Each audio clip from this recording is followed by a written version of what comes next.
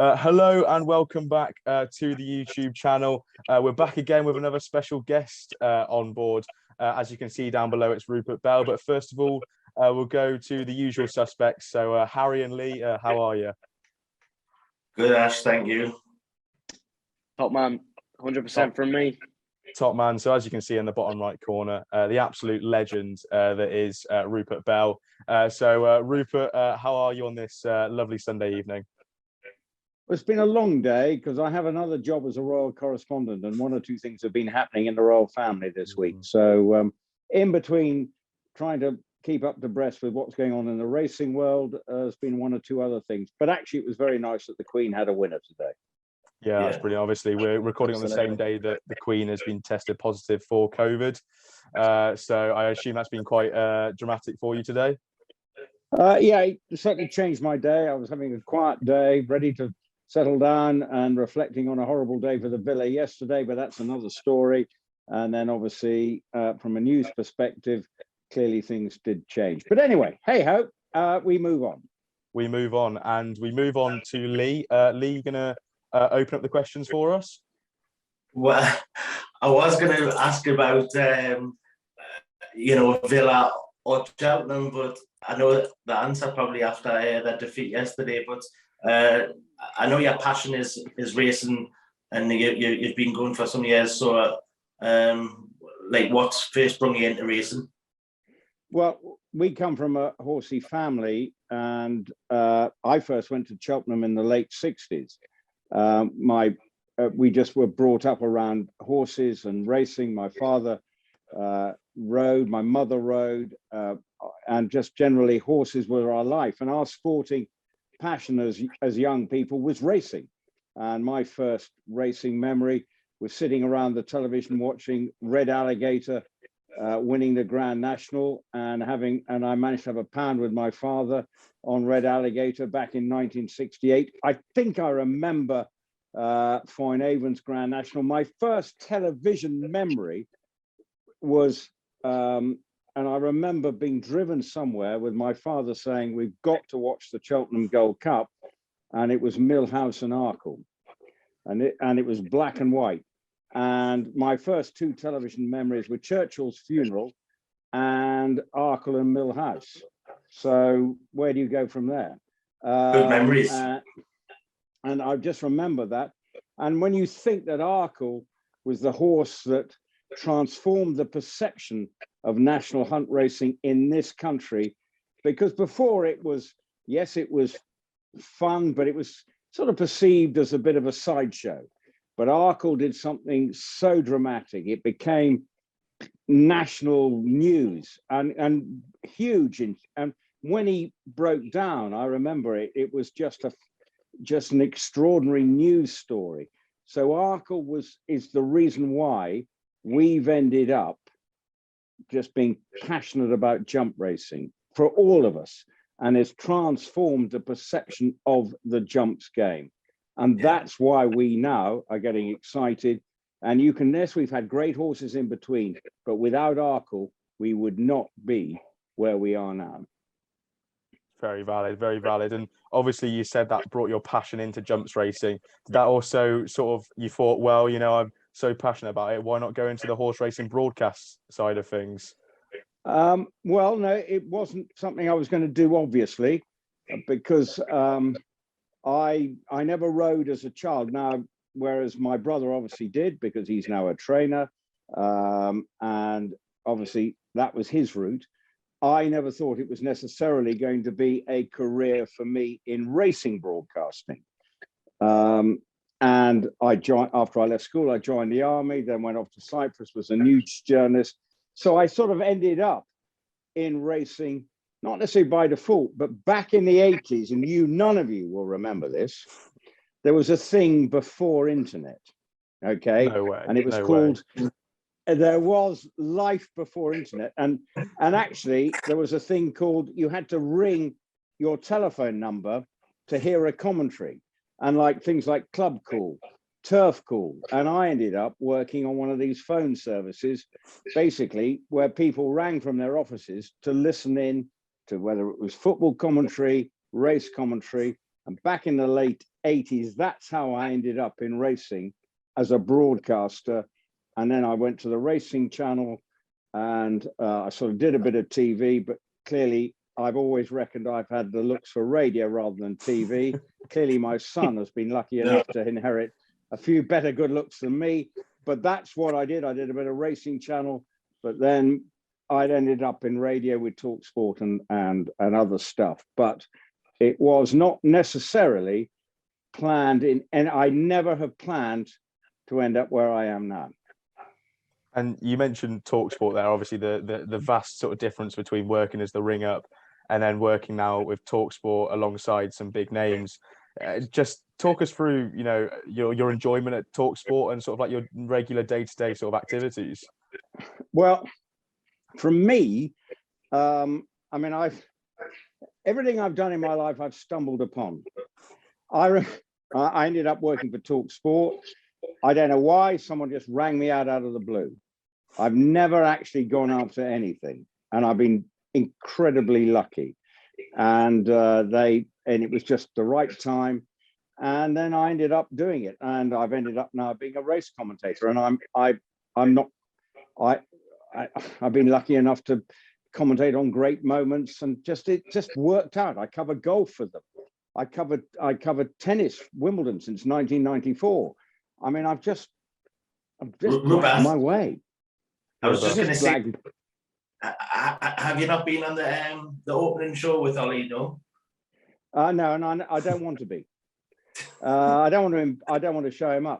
There you go. There you go.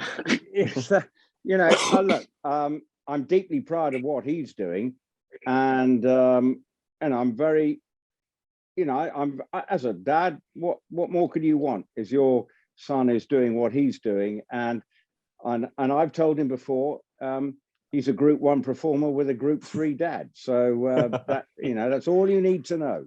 Two Group 1s. Two Group 1s. Well, no, he's TV's not my gig. I'm holding a phone here proving it. No, and he's done extremely well, and I'm deeply proud of what he's achieving, and long may it continue. And I've been lucky enough. Talksport has been so much fun for me.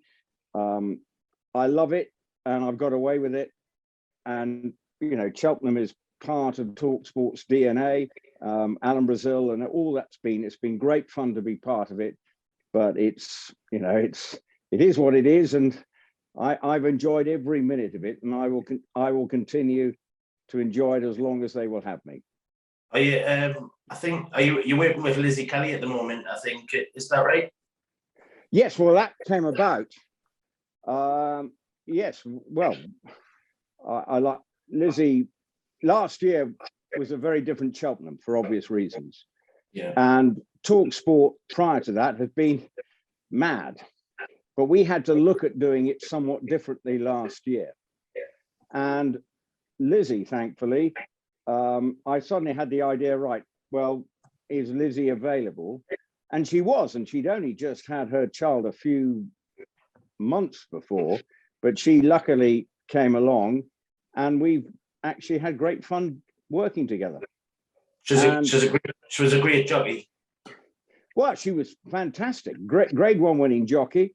And she obviously just retired, and it's been a great joy from my own perspective to see someone now launching a new career for her, and hopefully will be a very successful one for her. And I'm delighted that Talksport have taken her under our wing and want to encourage her and see a career for her. And I love working with her, and it's been great fun. And we'll be at Cheltenham once again, and we had a fun year last year. And the best moment for me, and we're doing a documentary at the moment for Talksport about the rise of lady jockeys, looking back from the 70s, and will be coming out at Cheltenham. And one of the great moments for me is when Rachel Blackmore won the Grand National this year. I did the commentary, but then the moment afterwards, Lizzie was my summarizer, and she said, she broke down in tears afterwards on air. And for me, and I've done a lot of broadcasting, it took me by surprise, but the passion and the emotion she showed in that moment, it was extraordinary, because it summed up better than anything. And I do know, and Rachel Blackmore's heard this moment from Lizzie, and I won't reveal all, but something she said when we did an interview about this, it is something that Rachel Blackmore was deeply touched about. And you just go, that, and actually that was the reason why I had the idea for the documentary with Lizzie, because it summed up the passage of where lady jockeys are now. I remember watching Muriel Tufnell winning a race at Kempton in 72 or 73, anyway, back then. And you go, and it was obviously given huge media interest because it was a bit of a freak show. But when you look now, and with what Rachel's achieved, the sport now doesn't look at lady jockeys. We just have jockeys. And that's the story of the documentary that Lizzie and I have done. And it's come up because I've been working with Lizzie so closely. I am, passionate about her finding a career after her racing career, which was extremely successful, but not probably straightforward. But it's been a joy for me. And as I tell her, she saved my career. That's nice. Harry? Wow. Brilliant. Yeah, so I was just going to go, I was just going to revert back to the comments you made about obviously your son, Ollie, who's obviously doing a sterling job on ITV. I think he's a brilliant presenter, and obviously he comes across so, obviously with his connection to Two for Gold as well, obviously running superbly at the weekend. He comes across as someone that we can resent to, as someone from not here as an owner kind of way, but he obviously uses his presenting skills. And I was just going to ask, was it always the plan with Ollie rising as a kid? Did he love horse racing? Did you push him into horse racing, or was it just a natural love of the game? Well, I mean, like all families, there are always complications, and it wasn't always straightforward. But he does talk about remembering as a young lad sitting watching with my parents racing and just going, I like that game. Now, sadly, as probably many, his mum and I split at a relatively young age, so it was never always straightforward. But for some reason, he always had a passion for racing. And he ended up, and he probably tells it, he found a very good teacher at school who loved racing. I think he just always found it was something that he was going to end up doing. And I don't know why. No one pushed him. And I would never push anyone into doing anything. Look, I could slightly open a door here, but there was nothing that he would actually say he didn't do on his own behalf. Yeah. And he has achieved it very much on his own, by his own talent. And I'm, as I said before, I'm extremely proud of the way he goes about it. And if I just go as a dispassionate broadcaster, it's his ability to talk to absolutely anyone, without any airs and graces. And that, from a parental point of view, that makes me proud. But from a broadcasting point of view, it makes me equally as proud, because I think he is. That's what makes him a good broadcaster. Now, Two for Gold, he's obviously punching above his weight there, because he's probably owning a tail. But as a tail, I'd be grateful to be owning a tail, because that is one seriously good racehorse. Yeah. And then thank you, officer, and it's a credit to yourself as well. I don't think you should be as harsh as yourself. Obviously, your upbringing of Ollie is the way you talk as well. Yeah, cheers to that as well. If Ollie is watching this, then I'm sure he'll be liking the words that you're saying. But obviously, myself and Ash, we're university students. I'm in my first year. Hopefully, fingers crossed, with a career in horse racing at the end of it. So, if you were to give just a little couple of tips to myself and Ash, what would be your most important pointers? Right. Well, the important thing is the landscape is changing. And if you think as journalists, the world is changing. The Times, as a newspaper, used to have 3 or 4 reporters working for the paper. The landscape is completely different now. And if you look at where equestrian sport was, there was a time when, and I use it as an example, when I first worked at the Olympia Horse Show back in the early noughties, there were 6 or 7 journalists working, admittedly freelance, but they were covering the event. I've just worked at the equivalent show this year and there wasn't one. The landscape is changing, but what you have to do is find your niche, the passion for your sport. And as young coming into the game, you have to transmit that and find a way of making it work for you. Now, whatever way that will be, I know not, because clearly, yes, there are the broadcasting opportunities, but it's going to have to be a different platform, because the newspaper medium is dying on its backside. And we know that, because as someone once said to me, every time someone dies, you lose a reader. Because don't tell me any of you guys buy a newspaper. I write for a newspaper, so I do buy it technically. Technically, right? Yeah, okay. But the point is that it is changing. Now everything is now online, right? Yeah. Mm-hmm. So that's where we're heading. It is a different landscape. So and I want people to come into it, because we need people who are wanting to feel there is a pathway, but it's not straightforward. Yeah. There are only so many media opportunities on the mainstream, and I include Racing TV, Sky Racing and ITV. So you've got to find a way that actually becomes a pathway. The Racing Post has changed hugely over the last few years. It's inevitably going to be going online. You look, the Sporting Life is a classic example. That used to be a much respected paper, and now it has now reinvented itself in an online variety. It's now owned by a big corporation, but it's reinvented itself and is still surviving. But that's where it's going now.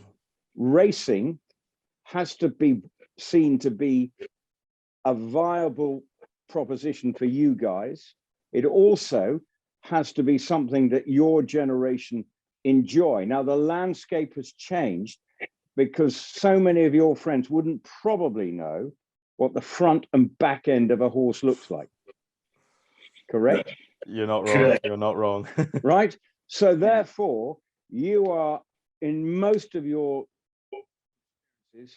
talking to the deaf, because they have no concept of what the sport means. Yet you do hear of people sitting down with their, I don't know how any of you guys got into sport, but you might have been sitting down with your parents on a Saturday afternoon, because one of you thought, one of your parents might have said, oh, we're going to watch the racing on TV. And you got hooked. And that's what's got to happen on a large scale. Yeah. And racing needs to be irrelevant to you guys. And not only, but something that you feel you can share with your friends. We know racing is a good day out, and I hear about it. Oh, once you take some friends, they love the experience of going racing. The more it is seen that there is, I've been to the Villa, had a crap day yesterday, right? Okay, I go for 90 minutes. As Oli said to me today, I bet you wished you were at Ascot yesterday to see my horse finish second. Yeah. You bet your bottom dollar I wish I was. But it was 90. But racing is about getting together over 2.5 hours, 3 hours with your mates and just having a bit of fun. Yeah. And that's the thing you've got to create amongst. And if they can see that passion that you have, the sport has a future. Because if without the people going racing, because we don't want it to be like America and just being a gambling moment.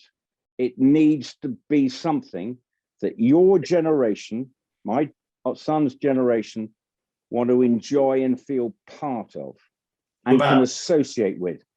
I want to plug Newcastle races. Actually, I was there yesterday and they had a DJ on. Yeah, had like different like carnival stuff on. Well, that was a student night, wasn't it? No, I saw it. Student Fantastic. night. It worked really well, and there was a lot more people there than would normally go because they put these extra stuff on. So people love the racing, but these extra music events and stuff, I do think it draws a crowd in. No, the more it's got to be seen as something that people can get. Now, they don't want to see it just as a place where you go and get pissed, right? That's not the point of going racing. And we know it's a party environment. But you go to Newcastle, great big venue, on a wet February night, and I saw the pictures. It looked fantastic. Now, I was at Warwick the other day. They had a whole student enclosure the other side. And there wasn't much cover, and it was a pretty windy and cold day. And there were, it looked, not every student understood the dress code because some of them might have been pretty cold by the end of the day. But, yeah, get it, but actually understand that racing has something that even if it's 5% of those people who turn up and actually go, this is something I get. Now, you three are all passionate about the sport and the horses for whatever reason. I've no idea, but it needs to fit.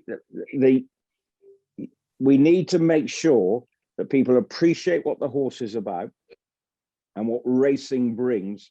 It is the most meritocratic sport of all. Because the whole point, you can look at a black and white film and it's all about the cheeky chappy to the aristocrat all having a day at the racing. Yeah. Now that is what racing's about. Basically, it's for all. Yeah. And that needs to be transmitted to all and sundry.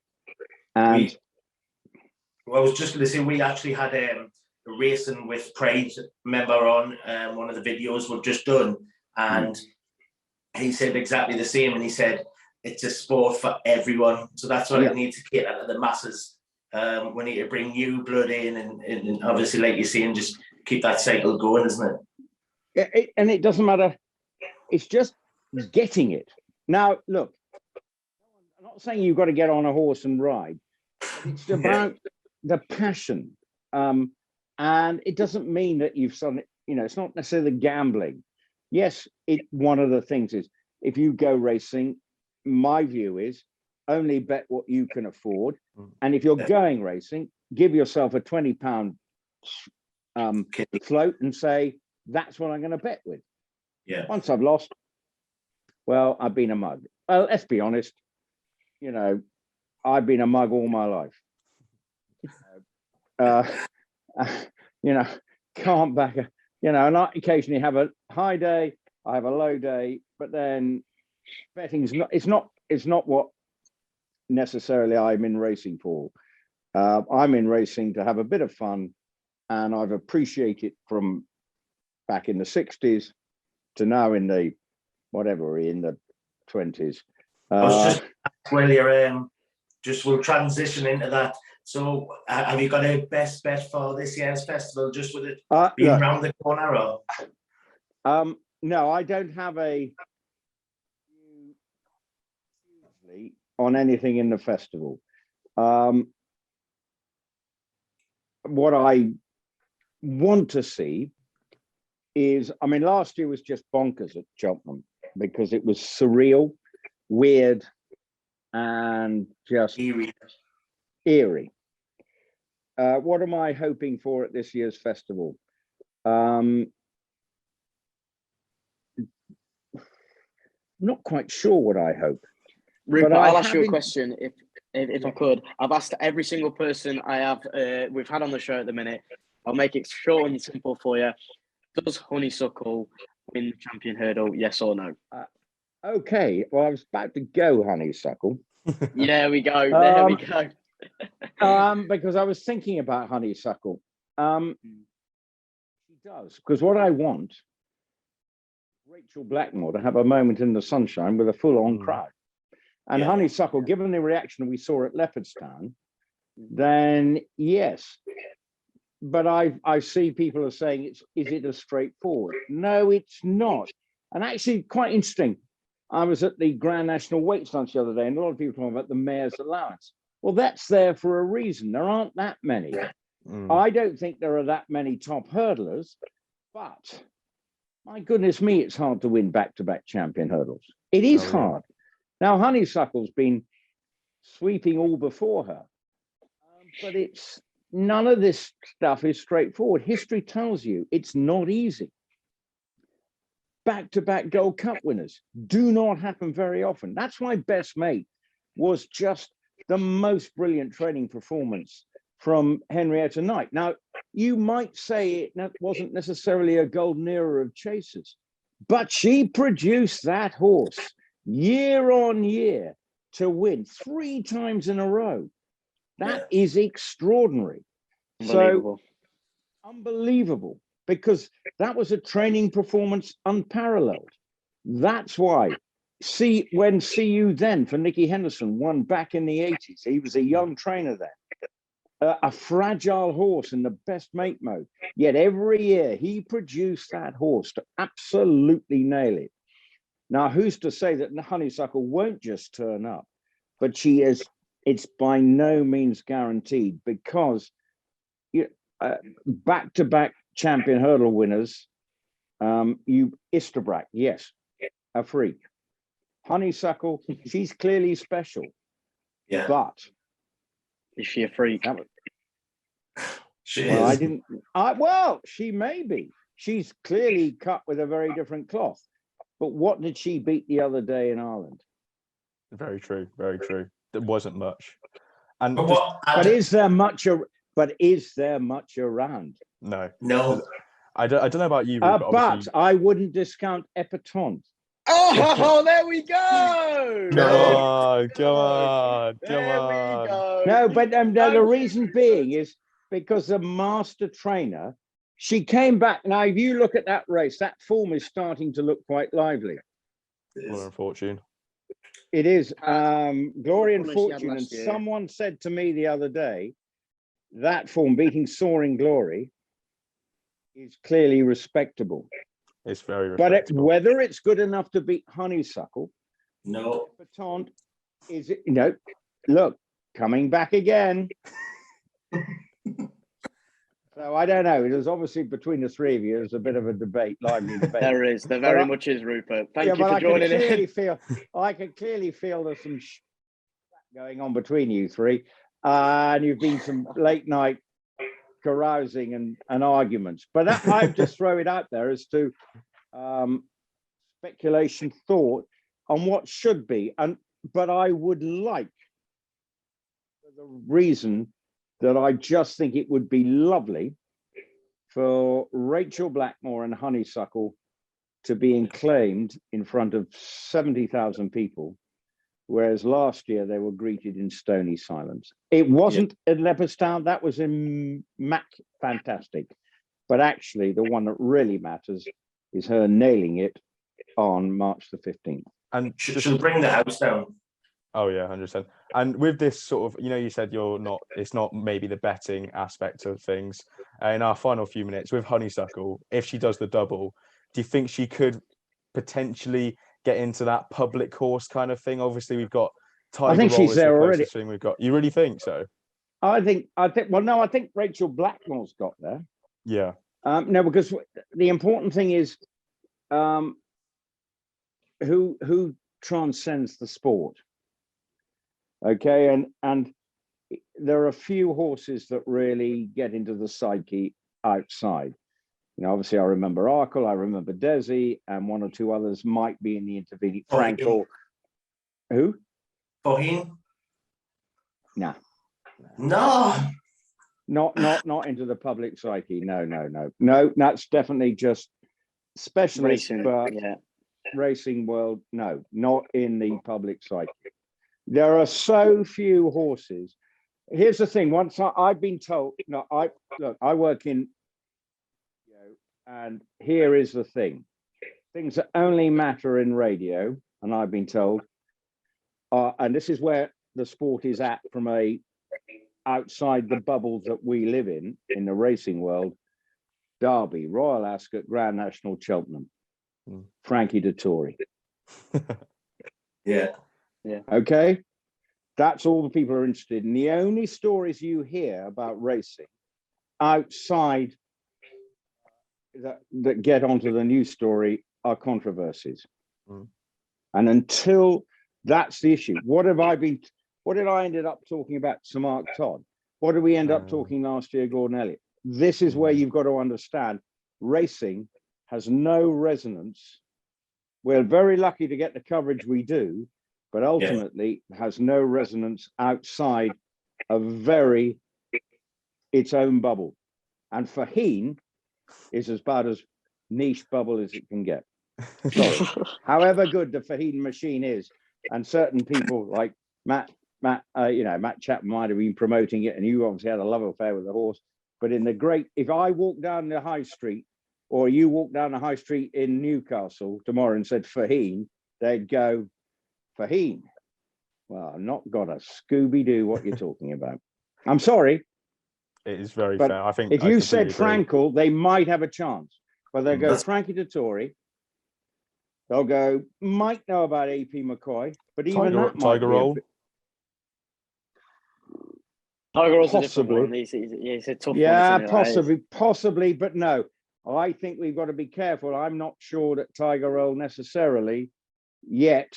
And I know we've been having arguments about he needs to run, but I actually say that's wrong. It's, I don't have a view. Actually, what happened last year in the National was more insignificant than Tiger Roll. 100%. Rachel winning that was far bigger story. Tiger Roll turning up this year is not a good story, in my opinion.